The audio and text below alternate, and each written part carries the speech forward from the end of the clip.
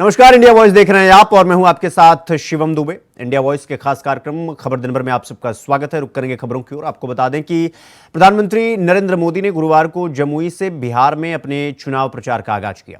इस दौरान प्रधानमंत्री ने जहां विरोधियों पर जमकर निशाना साधा तो वहीं अपने सहयोगियों की भी खूब तारीफ की। प्रधानमंत्री मोदी ने भरी सभा में चिराग पासवान के पिता और पूर्व केंद्रीय मंत्री रामविलास पासवान को याद किया।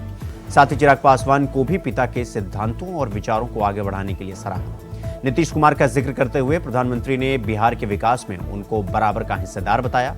तो वहीं नीतीश कुमार ने कहा कि वो तो झूठ मूठ का हम बीच में एक बार साथ कर सकते हैं, लेकिन जब मैंने देखा कि वो गलत कर रहे हैं तो मैंने उन्हें छोड़ दिया और अब हम हमेशा के लिए एक साथ हैं।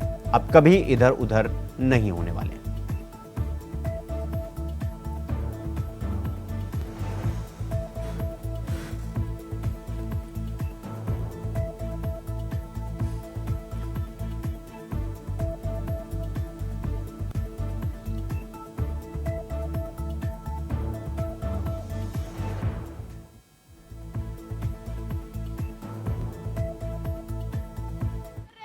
अब वो तो झूठ मूठ के बीच में हम एक बार साफ कर लिए थे। कहा झूठ मूठ की अपना बात करता है, जो काम हम ही लोगों का है, हम ही लोगों का किया हुआ। तो उसके बाद तो हम देखे गड़बड़ करता है तो फिर छोड़ दिए। अब सब दिन के लिए फिर हम लोग साथ हो गए। अब कभी इधर उधर नहीं होने वाले। तो जो काम किया है 5 से लेकर के आगे तक, और केंद्र सरकार में 10 साल से हैं आदरणीय प्रधानमंत्री जी, आप कितना ज्यादा कर रहे हैं। आप बिहार के लिए भी कितना काम करवा दिए। आप सोच लीजिए, सड़क का काम, पुल का काम, कितना सब काम किया जा रहा है केंद्र सरकार की तरफ से। तो सोच लीजिए कि हम लोग राज्य सरकार में काम करते हैं और केंद्र सरकार काम करता है और हर जगह के लिए काम करते हैं। अब सामने ही ना देख रहे जी कैसा पुल है, ये पहले था, अब आप लोग पीछे ही ना, सामने देखिए ये कब बना। एक एक चीज देख लीजिए कि सब काम हम लोग किए हुए हैं। अब सब तरह का अब कितना ज्यादा होता था। अब आज तक जो करते रहते हैं, अब पहले जब था 5 तक तो हिंदू मुस्लिम का भी झगड़ा होता था, और जब हम लोग आ गए तो हिंदू मुस्लिम का झगड़ा भी खत्म हो गया। इसलिए मुस्लिम समुदाय के लोगों को भी कहेंगे कि भूलिएगा मत, हम लोग जब तक हैं तब तक झगड़ा नहीं, और गलती करके फिर उसी को दे दीजिएगा, फिर झगड़ा शुरू करा देगा। इसलिए याद करिए, हम लोग तो समाज में सब तबके के उत्थान के लिए काम किए, तो भूलिएगा मत। सब तरह से काम किया। पहले ना बच्चा पढ़ता था ना बच्ची, तो छोड़ दीजिए, अब कितना पढ़ाई शुरू हो गया, हर तरह से काम किया गया। अब पहले स्वास्थ्य की कोई व्यवस्था थी जी, कितना होता था, इतना कम। और हम लोगों ने जब शुरू किया तो कितने बड़े पैमाने से सरकार की तरफ से सब काम कर दिया गया। मुझे संतोष है कि रामविलास जी के विचार को मेरा छोटा भाई चिराग पासवान पूरी गंभीरता से आगे बढ़ा रहे हैं। बिहार की धरती पूरे देश को दिशा दिखाने वाली रही है। बिहार की इस धरती ने आजादी की लड़ाई में और स्वतंत्र भारत की नींव मजबूत करने में बहुत बड़ी भूमिका निभाई है। लेकिन दुर्भाग्य से बिहार के सामर्थ्य के साथ आजादी के बाद 5-6 पीढ़ियों के साथ यहां न्याय नहीं हो पाया। ये चुनाव विकसित बिहार के सपनों को पूरा करने का चुनाव है। ये चुनाव विकसित भारत के संकल्प को मजबूत करने का चुनाव है। आज एक और कांग्रेस और आरजेडी जैसी पार्टियां हैं जिन्होंने अपनी सरकार के समय पूरी दुनिया में देश का नाम खराब किया था। दूसरी ओर बीजेपी और एनडीए है जिसका एक ही लक्ष्य है, विकसित भारत का निर्माण। कांग्रेस के राज में भारत को कमजोर और गरीब देश माना जाता था। छोटे छोटे देश आज जो आटे के लिए तरस रहे हैं, उनके आतंकी हम पर हमला करके चले जाते थे और तब की कांग्रेस दूसरे देशों के पास शिकायत लेकर जाती थी। मोदी ने कहा, ऐसे नहीं चलेगा। आज का भारत घर में घुसकर मारता है। आज का भारत दुनिया को दिशा दिखाता है। हमने पशुधन की भी उतनी ही रक्षा करने का तय किया है। केंद्र सरकार ने बिहार के करीब 2 करोड़ पशुओं को खुरपका, मुंहपका जैसी बीमारियों से बचाने के लिए मुफ्त में टीकाकरण का अभियान चलाया है। आपको कोविड के समय मुफ्त में जो मोदी ने टीका दिया वो तो याद है। मोदी पशुओं को भी टीका मुफ्त में लगा रहा है। तो वहीं गुरुवार को मुख्यमंत्री मथुरा लोकसभा सीट पर बीजेपी प्रत्याशी हेमा मालिनी के समर्थन में जनसभा को संबोधित करने पहुंचे। इस दौरान उन्होंने ऐलान किया कि काशी और अयोध्या के बाद अब ब्रजभूमि का विकास करना है। सीएम योगी ने कहा कि कांग्रेस, बसपा, सपा ने कभी यहां की सुध नहीं ली।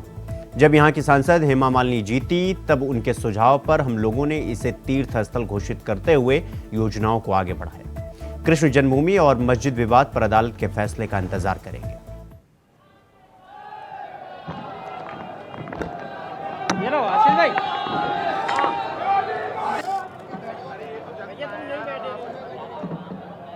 अब मैं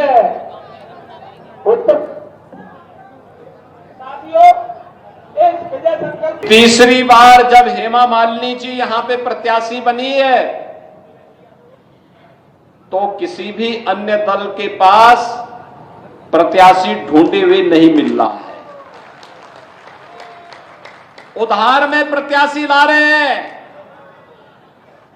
और उन लोगों को उधार में भी प्रत्याशी नहीं मिल पा रहे हैं तो कांग्रेस के नेता अपना आपा खो चुके हैं।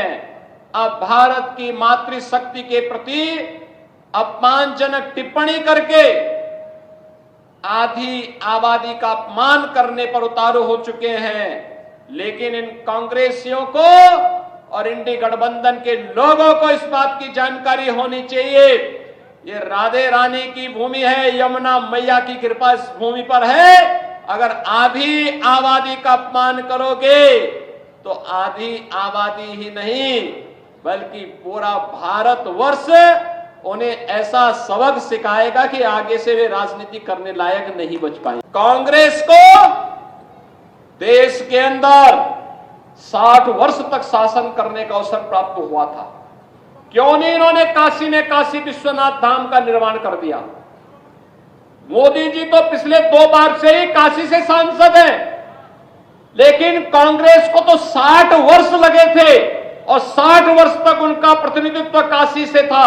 क्यों नहीं उन्होंने अपना प्रतिनिधि, और क्यों नहीं कांग्रेस की सरकारों ने, केंद्र और राज्य सरकारों ने काशी के बारे में सोचा? क्यों नहीं उन्होंने मथुरा वृंदावन के बारे में सोचा? आखिर सपा, बसपा, कांग्रेस इन सभी को आपने अवसर दिया था। यहां पे नगर निगम बनाने का काम हो, यह भी भारतीय जनता पार्टी की सरकार ने किया।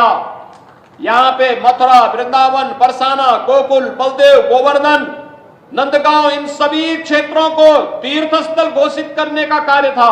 यह भी भारतीय जनता पार्टी की सरकार ने किया। यहां पर ब्रज तीर्थ विकास परिषद के माध्यम से यहां की भावनाओं के अनुरूप यहां का विकास हो। जब यहां की सांसद श्रीमती हेमा मालिनी जी थी, तब उनके सुझाव पर हम लोगों ने यह तीर्थ स्थल घोषित करते हुए और फिर यहां के समग्र विकास की एक रूपरेखा तैयार करते हुए इस कार्यक्रम को आगे बढ़ाया। और आज आप देख रहे होंगे, आज तो देख रहे होंगे, इन सभी तीर्थों में विकास के कार्य तेजी के साथ आगे बढ़ते हुए दिखाई दे रहे हैं। बहुत सारे मामले हैं जहां न्यायालय में मामले लंबित हैं, उन कारणों से हमें थोड़ा रुकना पड़ता है। और हम तो ये मान के चलते हैं कि अंततः हमारी जीत होनी है। हमने अयोध्या के लिए 500 वर्षों का इंतजार किया, लेकिन संघर्ष से कभी पीछे हटे नहीं और अंततः परिणाम आया। क्यों नहीं अयोध्या में राम मंदिर का निर्माण कांग्रेस और सपा बसपा वालों ने कर दिया? ये तो राम भक्तों पर गोली चलाते थे। इनके द्वारा क्या कुछ अयोध्या में नहीं किया गया? कोई राम का नाम ले ले, जय श्री राम का नारा लगा दे तो उस पर लाठी और गोली चलती थी। और आज आप अयोध्या जाएंगे, आपको त्रेता युग याद आ जाएगा, प्रभु राम के समय का स्मरण हो आएगा। हम तो पहले ही कह चुके थे, हमने काशी और अयोध्या में जो कार्य कराना था उसको लाइन अप कर दिया है। सरकार का काम है लाइन अप करना और उस पर फंड उपलब्ध कराना। जनता जनार्दन के सहयोग से बाकी कार्यदायी संस्थाएं कार्यक्रमों को आगे बढ़ाती है। अब हम लोगों को पूरा फोकस करना है ब्रजभूमि पर। अब ब्रजभूमि पे हम पूरा पैसा देने जा रहे हैं। 84 कोसी की बात हो रही थी, परिक्रमा की बात हो रही थी, गोवर्धन परिक्रमा हो, बरसाना की हो, यहां की जितने भी होंगे, इन सबको भी हम यहां की भावनाओं के अनुरूप ही आगे बढ़ाने का कार्य कर रहे हैं। या यमुना मैया की शुद्धि के कार्यक्रम को आगे बढ़ाने, या यहां के कुंडों के बारे में, या यहां पे गौ माता की सेवा और उसके संरक्षण के लिए, ये सभी कार्यक्रम युद्ध स्तर पर आगे बढ़ने वाले हैं। आपको बता दें कि लोकसभा चुनाव के लिए आम आदमी पार्टी के लिए प्रचार शुरू करने से पहले संजय सिंह गुरुवार को राजघाट पहुंचे और महात्मा गांधी को श्रद्धांजलि अर्पित की। इस मौके पर संजय सिंह के साथ उनकी पत्नी और आम आदमी पार्टी के कई नेता मौजूद थे। राष्ट्रपिता महात्मा गांधी की समाधि पर श्रद्धांजलि अर्पित करने के बाद मीडिया से बातचीत करते हुए संजय सिंह ने कहा कि मैं बापू की समाधि पर उन्हें नमन करने आया हूं। हमने बापू को हमेशा याद किया क्योंकि उन्होंने अंग्रेजों के खिलाफ लड़ाई लड़ी। उन्होंने कहा उस समय बोलने की आजादी नहीं थी, स्वतंत्रता के साथ जीने की आजादी नहीं थी, इसलिए बापू ने देश को आजाद करने के लिए अपना पूरा जीवन खपा दिया, पूरा जीवन लगा दिया।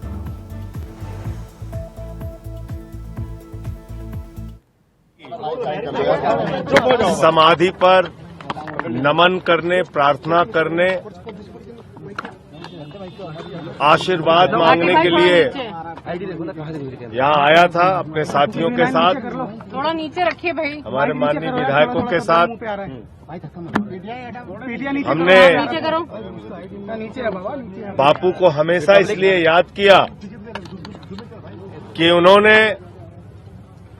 अंग्रेजों के शासन के खिलाफ लड़ाई लड़ी। क्यों लड़ी?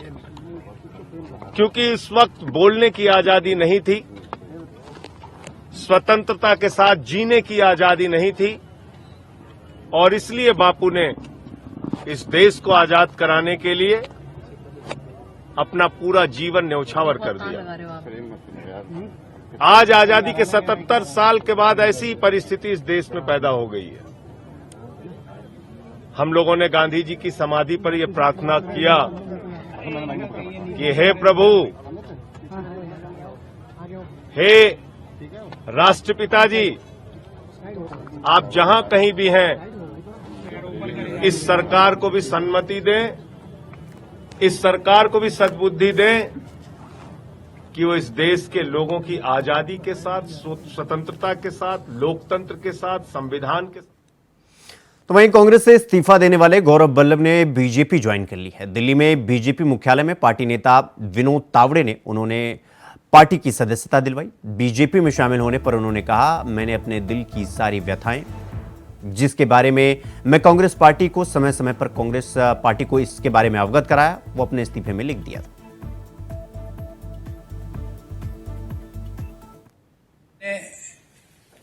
अपने दिल की सारी व्यथाएं, इश्यूज जो मैं समय समय पर कांग्रेस पार्टी की लीडरशिप को अवगत भी कराता था, वो मैंने सारे उसमें लिख दिए।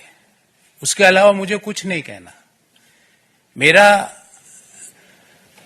दृष्टिकोण शुरू से यह रहा है कि भगवान श्री राम का मंदिर बने, न्योता मिले और हम न्योते को कांग्रेस पार्टी लिख के भेजे कि हम नहीं जाएंगे, मैं इसे स्वीकार नहीं कर सकता। देश में मैं अर्थशास्त्र का विद्यार्थी हूं। बड़े समय तक अर्थशास्त्र और वित्त देश के प्रतिष्ठित संस्थाओं में पढ़ाया भी है मैंने। सुबह से शाम वेल्थ क्रिएटर्स को गाली, उन नीतियों को गाली, निजीकरण, उदारीकरण, वैश्वीकरण, जो पूरी दुनिया मानती है कि जो डॉक्टर मनमोहन सिंह जी और पीवी नरसिम्हा राव जी की सरकार ने किया, उन नीतियों को गाली। कोई बिजनेस करे उसको गाली, कोई विनिवेश में पार्टिसिपेट करे उसको गाली, एयर इंडिया कोई कंपनी खरीदे तो वो गलत। तो मुझे लगता है कि कहीं ना कहीं जो नीतियां हैं और जो इश्यूज हैं उसको कांग्रेस पार्टी टैकल करने में कहीं ना कहीं बड़े गैप उसके अंदर आ रहे हैं। और मैंने अपनी चिट्ठी में भी यही लिखा है। और मैंने प्रमुख कारण यह बताया कि मेरे में इतनी ताकत नहीं है कि मैं सुबह से शाम बैठकर वेल्थ क्रिएटर्स को गाली देता फिरूं। मैं नहीं दे सकता। मेरे में इतनी ताकत नहीं है कि जब सनातन धर्म के ऊपर सवाल उठाए और मैं चुपचाप बैठ जाऊं, मेरे से नहीं होगा। कांग्रेस पार्टी के नेताओं ने, कांग्रेस पार्टी के जो अलायंस पार्टनर्स हैं, उन्होंने सनातन धर्म के ऊपर बड़े बड़े प्रश्न उठाए। क्यों उसका जवाब नहीं दिया गया? एक इश्यू तो आप छोड़ नहीं सकते ना, उस इश्यू को तो आपको जवाब तो देना पड़ेगा। मैंने सारे विस्तार से ये सारी बातें इस चिट्ठी में लिखी है।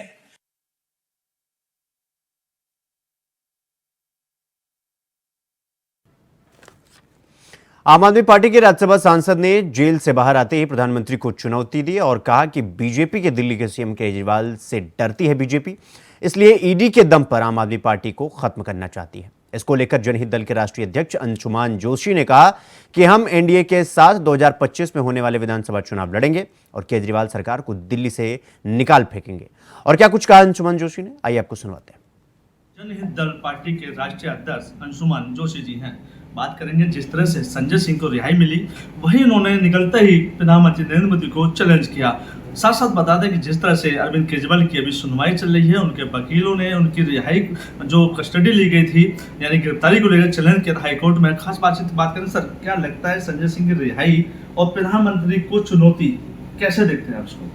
देखिए, मुझे लगता है कि संजय सिंह जी ने जिस तरीके से अभद्र टिप्पणी करी है हमारे माननीय प्रधानमंत्री जी के बारे में, उससे ये दर्शाता है उनकी जो व्यक्तिगत सोच है, उनकी पार्टी की जो सोच है, ये दिखा रही है कि अगर दिल्ली में जो उनका मुद्दा था कि स्टेटहुड हो, तो मैं दिल्ली की जनता को ये कहना चाहता हूँ कि अगर दिल्ली की जनता को ये चीज़ नहीं पता तो इनकी मानसिकता देखिए कि अगर दिल्ली को स्टेटहुड कर दिया गया तो उसका मतलब ये है दिल्ली में बैठे जितने नेता, दिल्ली की जनता, ये उनको परेशान कर देंगे। जिस तरीके से सिद्धू मूसेवाला जी की सिक्योरिटी इन्होंने विड्रॉ करी और वो बच्चा बेचारा माँ बाप का उनका चला गया। आज आप प्रैक्टिकली देखो, यही स्थिति दिल्ली के अंदर होगी अगर स्टेटहुड होगा। तो हमें दिल्ली के अंदर ये चाहते हैं देश के जितने भी नेता हैं उनको जेल में डालें, ये इनकी मानसिकता है। इसीलिए इन्होंने ऐसी बात की कि हर स्टेट से एफआईआर कराएंगे। मैं कहता हूँ दम है तो एफआईआर कराओ आप प्रधानमंत्री जी के अगेंस्ट, अगर आपके अंदर हिम्मत है तो हम आपको एक बात बता देते हैं संजय सिंह जी, आप सिर्फ अभी बेल पे हैं। आने वाले समय में आपके जितने भ्रष्ट नेता हैं उनको तो देखो, जो जांच एजेंसी अपना काम कर रही हैं, और आपकी पार्टी के लीडर्स के मुंह में तो सरस्वती है। आप आतिशी जी ने कहा मुझे अरेस्ट कीजिए, तो मुझे लगता है चली ही जाएंगी। सौरभ भारद्वाज जी ने भी कहा, मुझे लगता है वो भी जरूर जाएंगे। और दुर्गेश पाठक जी का तो नाम ऑलरेडी आ रहा है 45 करोड़ रुपए जो इनकी पार्टी ने हवाले के थ्रू गोवा में ट्रांसफ़र किए थे। तो इससे साफ दिखता है और साफ पता लगता है किस तरीके से, मैं कहता हूँ 45 करोड़ रुपए कहाँ से आया। वो 45 करोड़ रुपए भ्रष्टाचार का था, दिल्ली का लूटा हुआ पैसा था, दिल्ली की जनता का लूटा हुआ पैसा था। ये सिर्फ बेवकूफ़ बना रहे हैं, ये कोई संघर्ष नहीं कर रहे, ये सिर्फ दिखा रहे हैं जनता को, बेवकूफ़ बना रहे हैं कि कैसे सत्ता में रहें। दिल्ली की जनता को इस बारी ये चीज़ समझ लेनी है कि बहुत शातिर लोग हैं, इस बारी दिल्ली को सिर्फ विकास को वोट देनी चाहिए। इस बारी इनको सिर्फ ये ध्यान रखना है, ये जितने भी आम आदमी पार्टी के लीडर्स हैं, इनके हर 15 दिन में एक एक कागज हम निकाल के दिल्ली की जनता के सामने हम देंगे। तो देखिए खास बातचीत है कि दिल्ली को विकास चाहिए ना कि कुछ और चाहिए, लेकिन राजनीति बराबर होती है। वही केजरीवाल ने कहा था कि हम आपको ये फ्री देंगे, वही अंजुमन मान ने कहा कि लगातार हम भी वही सुविधा देंगे, लेकिन उससे बेहतर देंगे, दवाई देंगे, सुरक्षा देंगे, सड़कें देंगे, शिक्षा फ्री देंगे। देखना यह होगा कि आखिरकार अब जो चुनाव होने वाले विधानसभा के 2024 के बाद उसमें कितने खरे एनडीए के साथ उतरेंगे और किस तरह से एनडीए सरकार बनाएगी। दिल्ली से अजय चौहान, इंडिया वॉइस। लोकसभा चुनाव को लेकर सियासी सरगर्मियां लगातार बढ़ती जा रही हैं। ऐसे में तमाम पार्टियों के उम्मीदवार जनसमर्थन जुटाने में जुटे हुए हैं। इसी कड़ी में दिल्ली की उत्तर पश्चिमी लोकसभा सीट से बीजेपी प्रत्याशी योगेंद्र चंदोलिया भी जनता के बीच पहुंचकर वोट मांग रहे हैं। इसको लेकर इंडिया वॉइस से खास बातचीत की योगेंद्र चंदोलिया ने क्या कुछ कहा, आइए आपको सुनाते हैं। लोकसभा चुनाव को लेकर के अगर हम बात करें तो राजनीतिक सरगर्मियां तेज होती जा रही हैं। तमाम जो प्रत्याशी हैं अब धीरे धीरे लोगों के बीच पहुंचकर अपना जनसंवाद कर रहे हैं और वोट के लिए लोगों से अपील कर रहे हैं। इस बीच अगर मैं बात करूं राजधानी दिल्ली की, दिल्ली में 7 लोकसभा सीट है और ऐसे में इस वक्त मेरे साथ मौजूद हैं उत्तर पश्चिम दिल्ली से लोकसभा से भाजपा उम्मीदवार योगेंद्र चंदोलिया जी, जिनसे हम बात करेंगे। सर, सबसे पहला सवाल मेरा ये कि अगर हम पिछले 2 बार से देखें तो जहाँ भाजपा ने पहले उदित राज, हंसराज हंस और अब योगेंद्र चंदोलिया, किस तरीके से भाजपा ने लगातार अपने उम्मीदवार बदले, कितना इस बार वो प्रभाव देखने को मिलेगा? देखिए, पार्टी में लगातार परिवर्तन होते रहते हैं। मैं कभी मंडल में मंत्री था, आज मैं प्रदेश का महामंत्री हूँ। पार्टी समय समय पर अपने कार्यकर्ताओं को मौका देती है। इस बार उन्होंने स्थानीय कार्यकर्ताओं को मौका दिया है, तो मुझे लगता है कि मैं जब जहाँ जहाँ जा रहा हूँ उसका मुझे समर्थन मिल रहा है लोगों का कि मैं दिल्ली का स्थानीय कार्यकर्ता हूँ।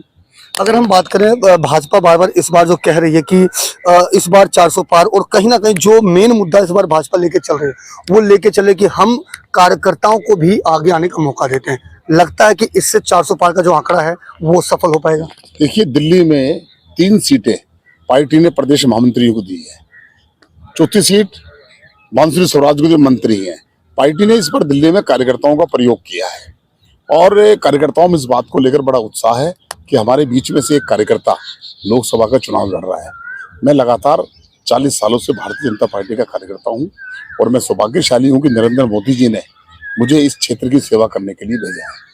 अगर हम एक बात और करें, क्योंकि 7 सांसद थे भाजपा के और 7 में से केवल एक सिटिंग जो है मनोज तिवारी, जो उनको टिकट मिली है, बाकी सारे के सारे जो 6 प्रत्याशी हैं वो इस बार नए प्रत्याशियों को मौका दिया। क्या कहा जा सकता है कि क्या वास्तव में जो बाकी के 6 थे उनका काम जमीनी स्तर पर देखने को नहीं मिला? देखिए, पार्टी में जमीनी स्तर पर काम करने वाले लोग थे और पार्टी ने उनको संगठन का दायित्व दिया है। ये जरूरी नहीं है कि हर व्यक्ति को हमेशा चुनाव लड़ाया जाए। आज जिन लोगों को पार्टी ने टिकट नहीं दिया, किसी को राजस्थान का प्रभारी सह प्रभारी बनाया है, किसी को उत्तर प्रदेश का बनाया है। पार्टी के दायित्व में परिवर्तन होते रहते हैं, पार्टी फैसला करती है। अच्छा, मैं बात करूं इस बार जहां एक तरफ एनडीए तो दूसरी तरफ इंडिया गठबंधन।